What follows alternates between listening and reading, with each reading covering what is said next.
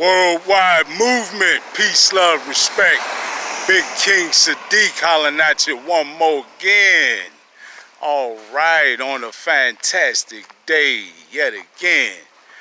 Hey, listen, thank you all again so much. It is truly a joy to me how many of you have joined the worldwide movement, peace, love, respect, by supporting me in these videos and this beautiful message of peace, love, respect, right? Seriously, from the deepest recesses of my heart, I appreciate you, right? All right, so please help me keep this going. Let's build this up to epic proportions, the worldwide movement, peace, love, respect. Please like, share, subscribe, and let's continue to spread this message and build this movement. All right? Okay, so this video, very interesting. The title for this is When Will We Learn? Right? Okay, what's meant by that? When will we learn as a species, as a civilization, right? When will we learn to no longer weaponize and or attribute negative, nefarious, low vibrational frequency purposes to new technologies, discoveries, and or inventions? Right? That is the question. If we look throughout our history,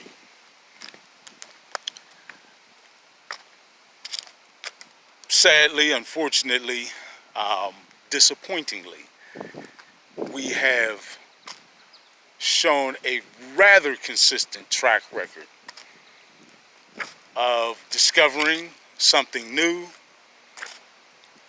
someone developing a new invention,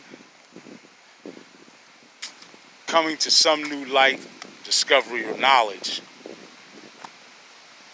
and then right away, and I could say right away, there have been efforts by someone else, usually some government, right, or some authoritative power, an effort to weaponize that new discovery, invention, discovery, weaponize it, turn it into some means to harm another individual or group of individuals, right? In other words, man always seems to take our greatest technologies, discoveries. The smarter we get,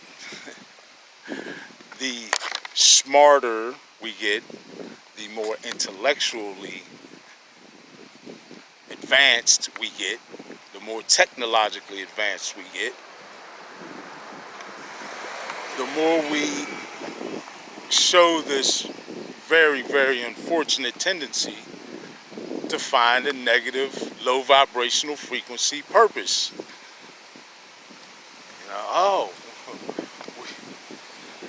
We discovered an incredible amount of energy that can be harnessed with the splitting or the fusion of an atom or subatomic particles. Well, right away, we can blow people up. What? There are so many incredible directions that we could have gone with nuclear science, and we do and have made quite a few incredible discoveries and advancements in the field of nuclear science, some of which really used for good and productive purposes, right? But if we look at what we've done right away, the United States, oddly enough, being one of the biggest finger pointers of around the world to other governments and their stockpiles of nuclear weapons or weapons of mass destruction,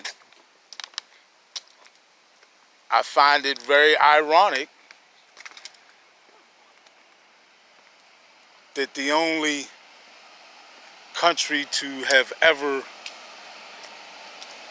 used nuclear weapons on another country's populace is the United States. And it's not, I smile and joke at the irony, but it's sad that we have literally nuked 2 cities, right? Folks, 2 cities filled with innocent men, women, and children.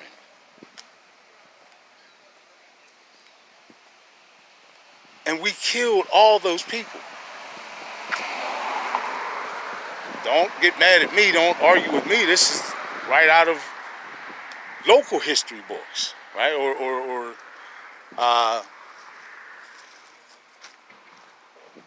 history books that are right out of classrooms in the United States. So I'm not making this up. Now, the way it's been portrayed in those history books is rather romantic, if you ask me, because it's actually made out to be some sort of a heroic thing, you know, or something that had to be done for the safety of our borders, right? Wow. What it was a bully move. You hit me, I'm gonna hit you back so many more times worse, you'll never think about hitting me again. It's essentially what we did with a science that should have never even been weaponized in such a way, or in any way, right? With great power comes great responsibility. I'll give you another one, maybe a more appropriate one. With great technological advancements comes an even greater need for spiritual maturity. And sadly, unfortunately, we have not exhibited that, not yet. It's on the way. It's on the way, just as sure as the old paradigm of individuals who would perpetrate such heinous acts without batting an eye, give the okay to kill, to murder, to destroy millions of lives. Innocent lives, men, women, and children. All killed. At essentially the push of a button, because we mishandled a technology that was never something we should have used for destruction.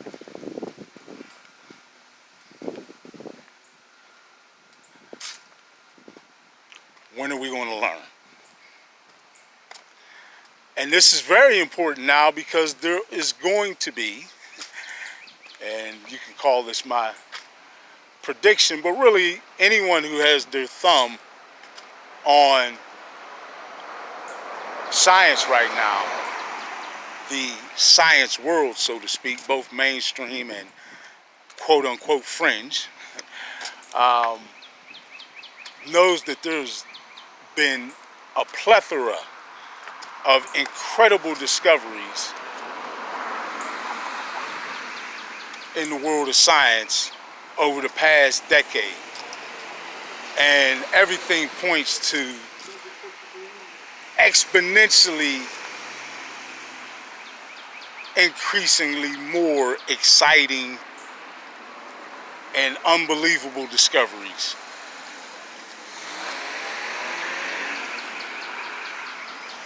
Will be made in the decades to come. With that, and with the undoubted incredible technological advancements that we will make in kind, we have got to develop the matching spiritual maturity as a civilization that goes with it. Ultimately, any civilization that continues to advance technologically without spiritual maturity is doomed for self-destruction. And if you look and chart our path, we have grown increasingly more and more self-destructive on this planet. Can it be any more evident than the world we're living in right now? Come on, folks. Keep it real.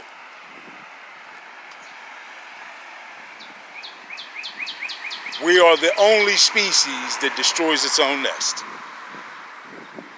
This planet is most certainly our nest. We spray harmful chemicals into the atmosphere, around ourselves, on our plants and animals, with no hesitation. We breathe it in ourselves, carelessly.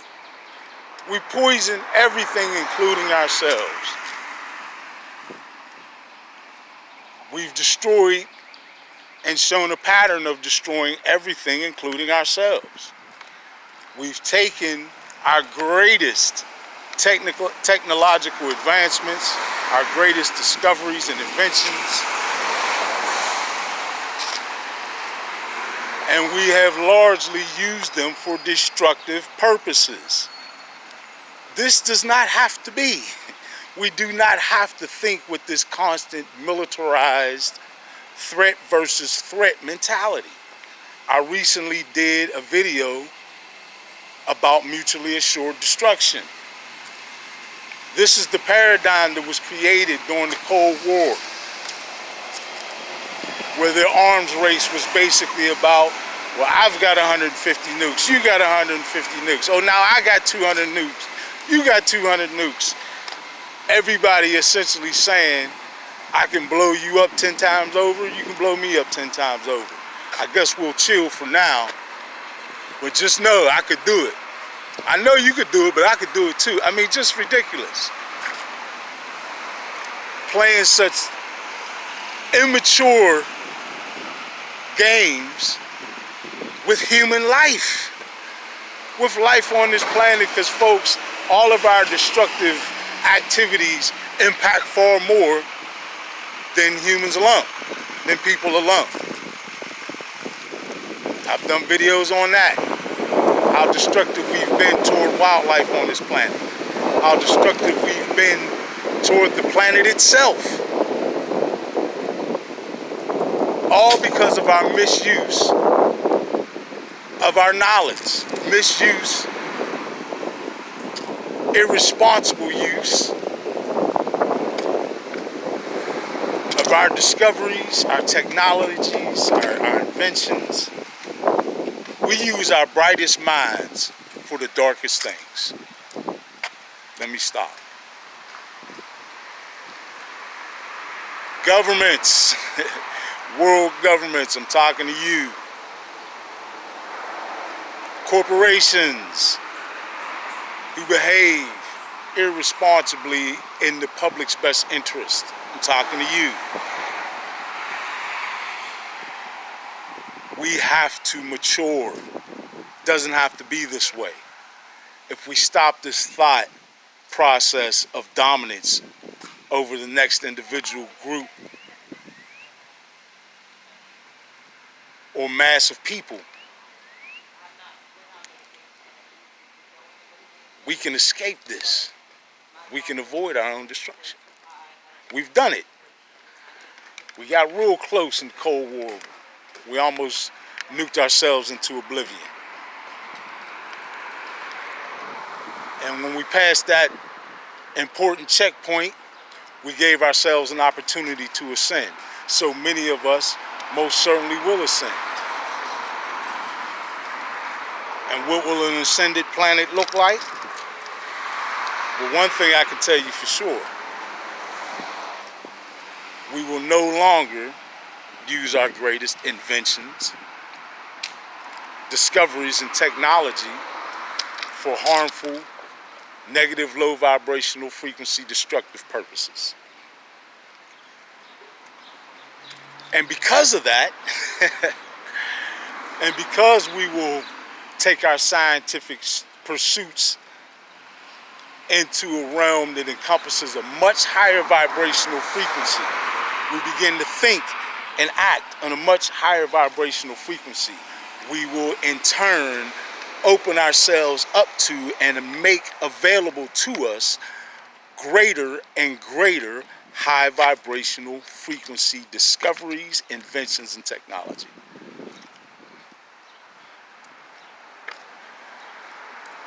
See, that's the one thing that has eluded us so far. We don't realize how much further along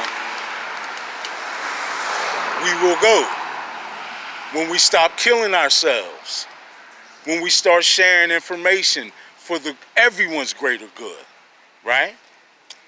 When we no longer hoard information and technology for the betterment, for the continued power structure, for the continued unbridled control that is enjoyed by a few over the many.